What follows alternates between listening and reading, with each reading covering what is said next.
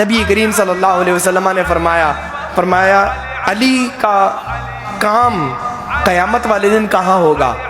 فرمایا جنت جاتے ہوئے ایک راستہ ہے جسے پل صراط کہتے ہیں۔ پل صراط کہاں ہے؟ جہنم کے اوپر ہے، بال سے زیادہ باریک، تلوار کی دھار سے زیادہ تیز، اس پر سے لوگ جائیں گے، جو مومن ہوگا گزر جائے گا بجلی کی رفتار سے، اور جو کافر ہوگا کٹ کر گر جائے گا۔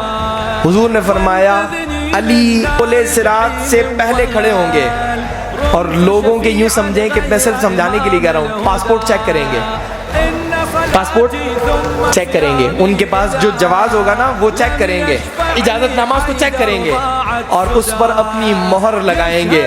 جس پر علی جانے کی مہر لگا دے وہ پل صراط سے بجلی کی طرح گزر جائے گا، اور جس پر علی مہر نہ لگائے وہ کٹ کر جہنم میں گر جائے گا۔